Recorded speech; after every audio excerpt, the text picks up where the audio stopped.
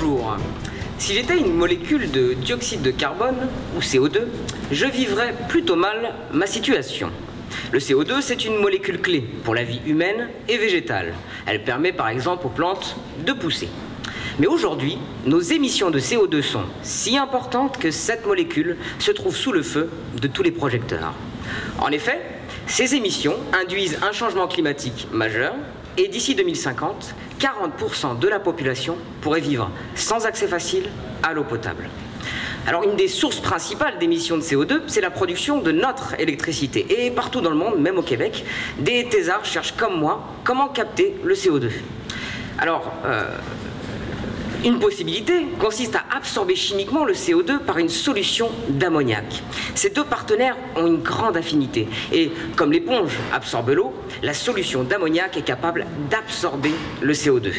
Malheureusement, l'ammoniac est très volatile et il s'évapore énormément s'il est mis en contact direct avec le CO2.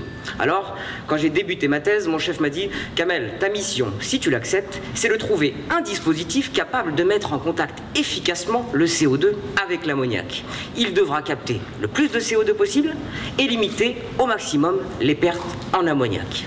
PS, ton contrat s'autodétruira dans 3 ans. » Devant l'urgence, j'ai décidé de m'inspirer de la nature et d'utiliser des membranes.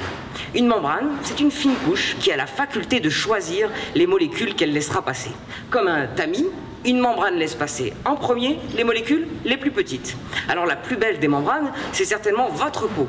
Elle laisse sortir l'eau lorsque vous transpirez, mais elle la laisse jamais entrer. Pensez aussi à vos poumons. Ils laissent l'oxygène entrer et le CO2 sortir. Alors de la même façon, j'ai imaginé une membrane qui séparait physiquement la fumée à traiter et la solution d'ammoniac absorbante. Ce tamis idéal serait capable de laisser passer le CO2 vers l'ammoniac pour être absorbé, mais pas l'ammoniac qui serait alors confiné. Mais quel tamis choisir ? Après quelques expériences ratées, j'ai trouvé une solution à ce problème de taille. J'ai découvert des matériaux que j'appelle effrayants. À l'approche de ces matériaux, les molécules de CO2 traversent rapidement la membrane, alors que les molécules d'ammoniac se comportent comme si elles avaient peur. Pour gérer ce stress, elles se regroupent entre elles et forment des agrégats qui sont trop gros pour traverser les petits trous de la membrane. Il n'y a alors plus de fuite d'ammoniac.